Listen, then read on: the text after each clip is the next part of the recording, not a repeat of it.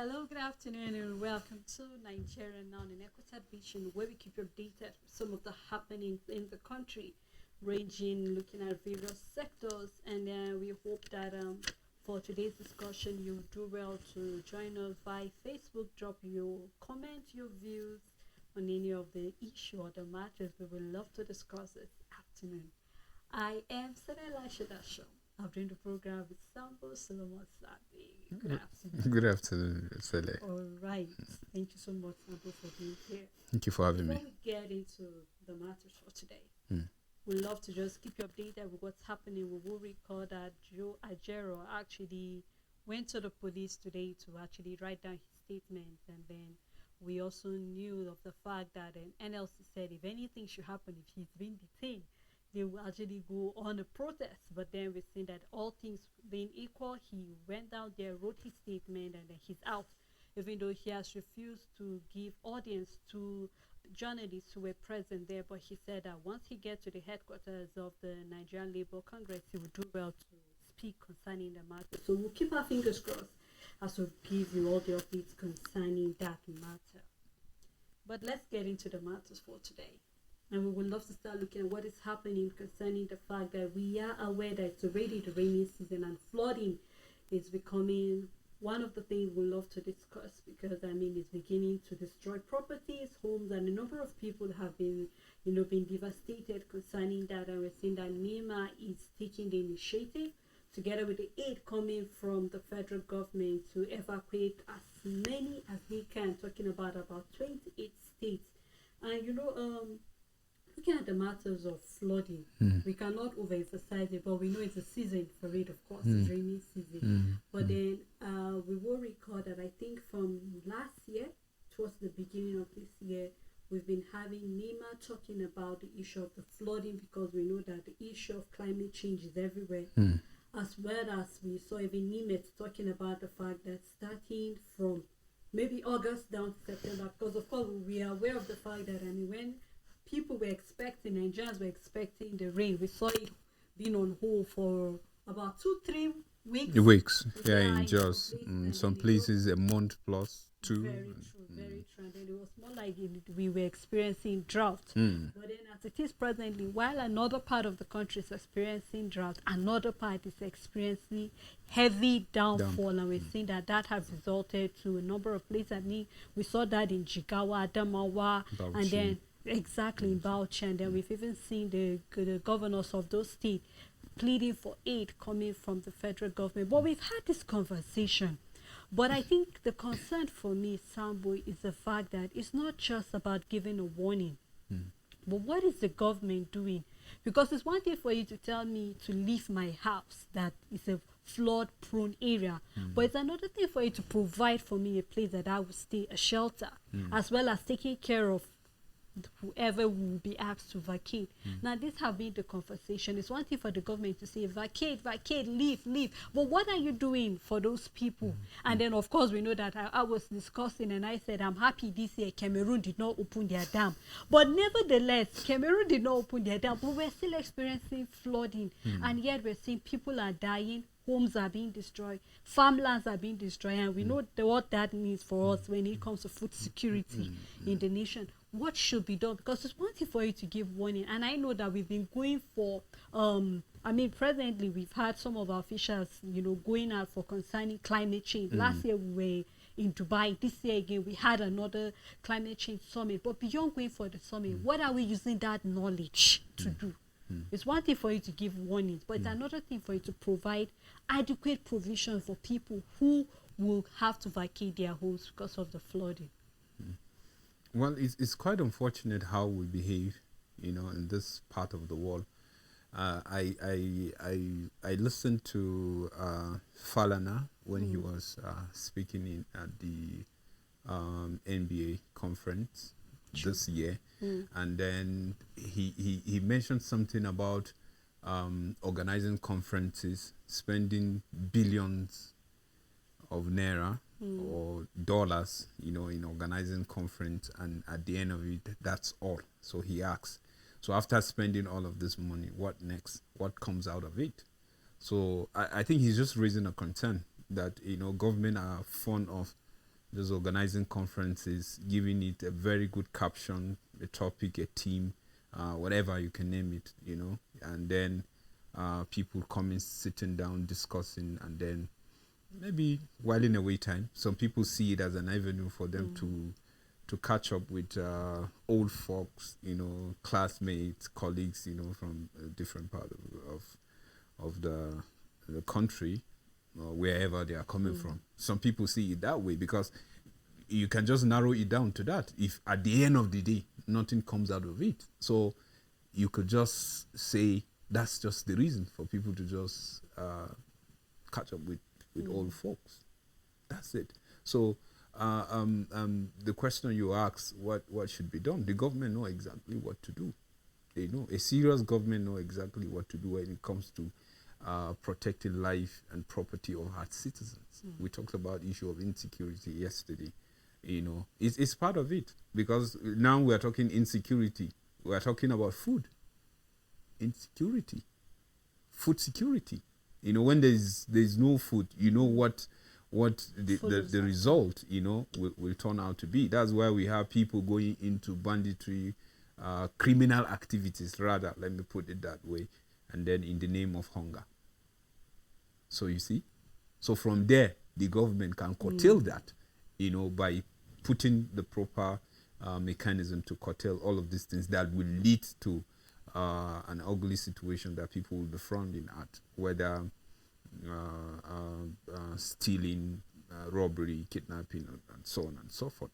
So I would say government know exactly, a serious government for that matter knows exactly what to do, because we have government agencies that are responsible for this. We have one that is responsible for telling us how the reign of the year is going to look like, how it will stagger, and then when you will expect less and when you expect a heavy downpour, and the result at the end of it. So that one is there. We have an agency that is responsible for sensitizing people. If you talk of National Orientation Agency, is responsible telling the citizens this is what the government found out, and this is how government want to deal with it, and this is what is expected of the citizens to do. At the other hand, you have another agency who is responsible of supplying the citizens with succor in case you are being asked to vacate where you are staying in order to avoid danger that they foresee that is coming, and for safety they feel you should leave that place. So in that they have the responsibility of taking care of these people. But you ask the question, very sensitive one, okay, what are they doing? If okay, we are being faced with this ugly situation, it's nature. You can't do nothing about it. Say thank God Cameroon didn't even open it down. But I just laughed. Even those times that you hear this accusation and counter accusation that it's Cameroon that opened her down without a notice, this and that, and then you hear the Cameroon authorities saying no, we gave a notice, or you hear them saying no, nothing happened to our dam. You understand? So the citizens will just be there wondering. They are just in the middle. They don't even know really what is happening because somebody is refusing to take responsibility. That's the truth.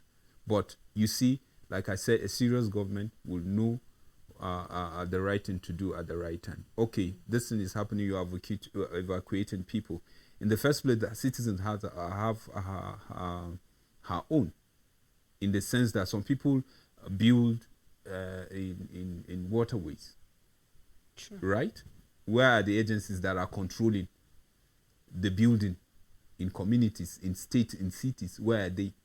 How do these people get their land? How do they get their building plan approved and then start building and finish, and then they are staying there? These are some of the things that you curtail from the beginning. You don't allow people to even start building there before you start thinking of evacuating them. Things are getting hard. Things are changing. Where is the money? The government is crying all the time. There's no money. You know, they are just borrowing left, right, and center, right? To really take care of the citizen. And now citizens, in their own way, they are not taking responsibility as citizens doing the right thing. You know, building in waterways. You know that tomorrow something will happen. The next thing you hear that the government are supposed to help us, they are not helping us in the first place. Why did you build there? Yeah. If you didn't build there, you will not be talking about government to come and help you. So you build at the right in the right place, you know, that you are supposed to. So you see, this are a problem that is facing us. Government, you know, in the other hand, then the citizen responsibility at the other hand. So I feel we need to come together. We need to know that we have a responsibility, you know, to look after each other while you cut the expenses of the government by doing the right thing so that tomorrow they will not be looking for another budget to take care of you just by your own negligence. You understand? And it's very important for government to sanction whoever is being given a responsibility to control building that are springing up everywhere without approval, because all at the end of the day, all the things will roll back to the government, and then you hear people blaming the government. So why can't we just do the right thing? Doing the right thing would avert all of these things. And for the people that are giving the weather forecast, I think it is very important. We should intensify that. You know, I think the awareness is not really not as wide as widely reached. You understand? So I think it is very important, and that's why I call on the National Orientation Agency. They should step in when this information are being passed. They are saddled with the responsibility to sensitize people. You know, in your own part, people build waterways. People throw dumps in waterways as well. You understand?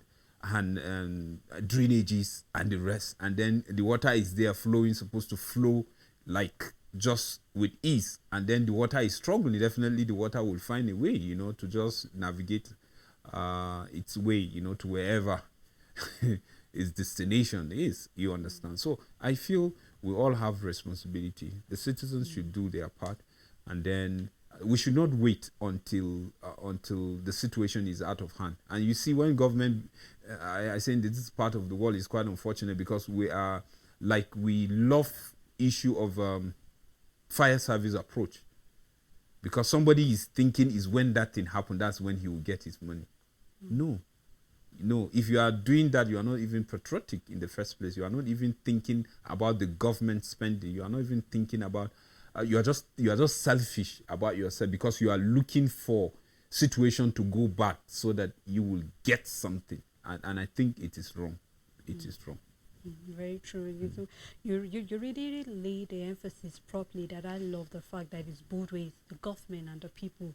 You mentioned one of the problems we have, dumping of refuge, and then we also have people. The mining activities is what is causing, because you keep creating wider and wider channel, and then it keeps eating, you know, the earth, and we still have buildings that are close by eating up. So we hope that everybody that is meant to do what he is supposed to do knows what to do, and we should do it.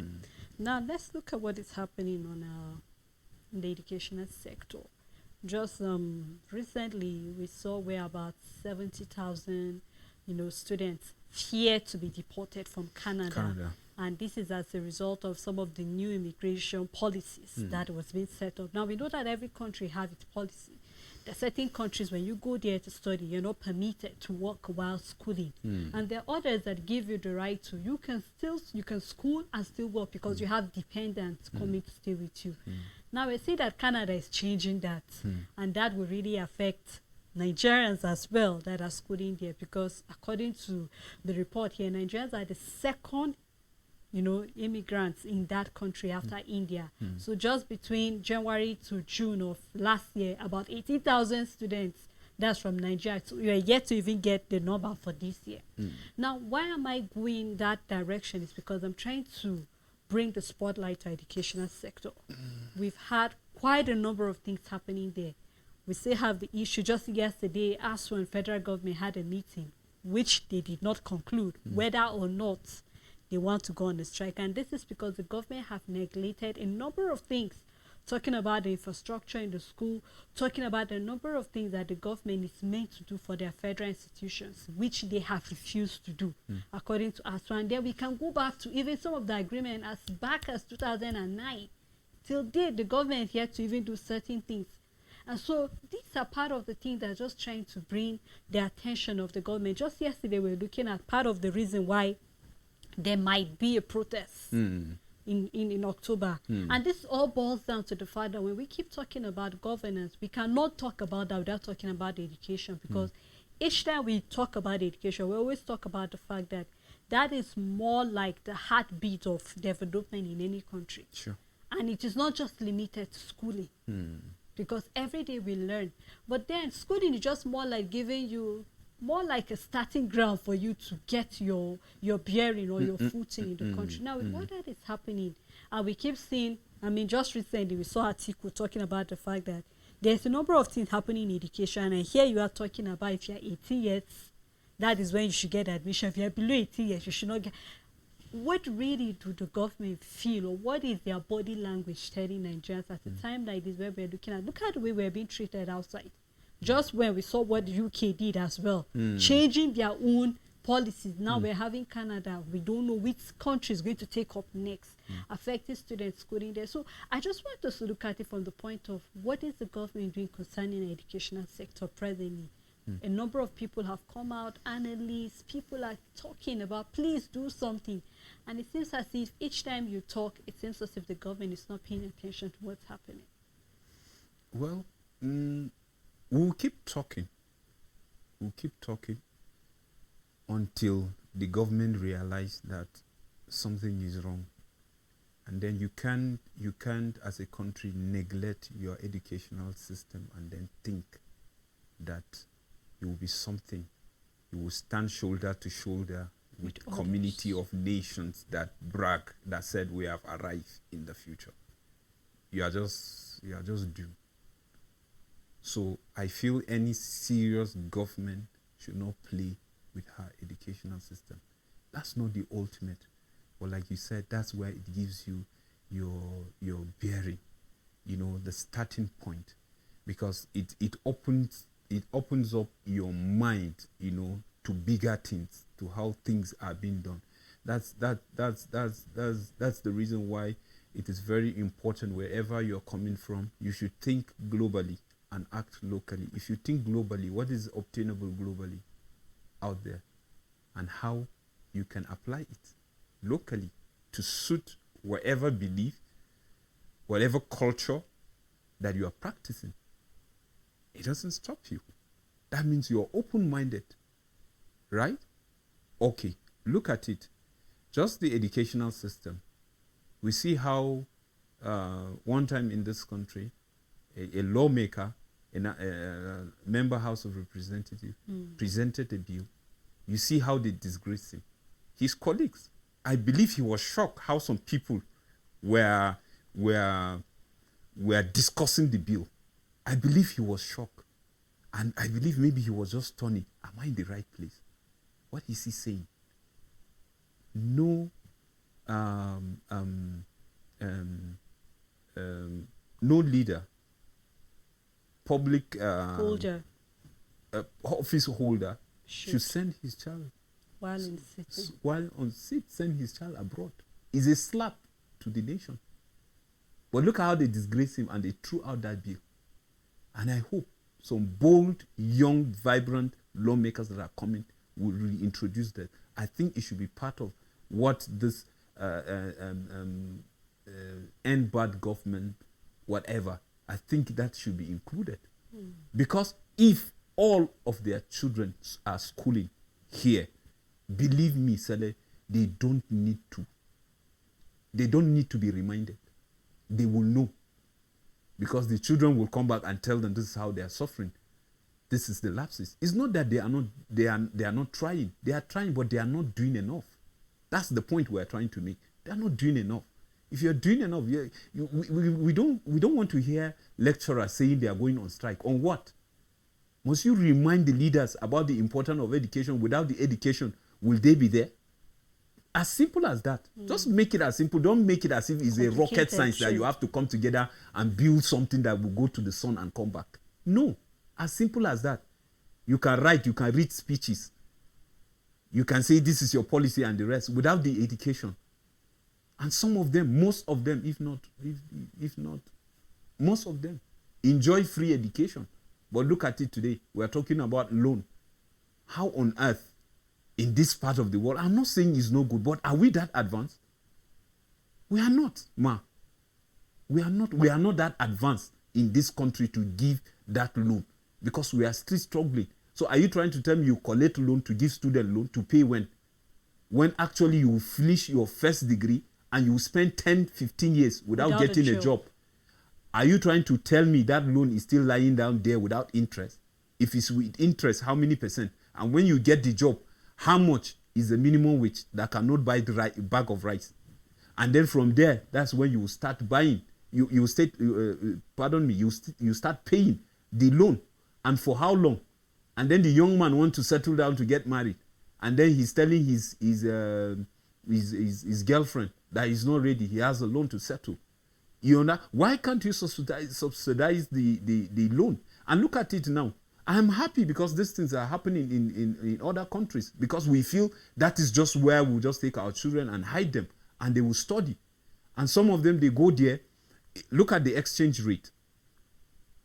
Recently, when you hear people crying about the exchange rate, looking for dollar and the rest, mostly are the elite that are looking for dollar to pay school fees for their children.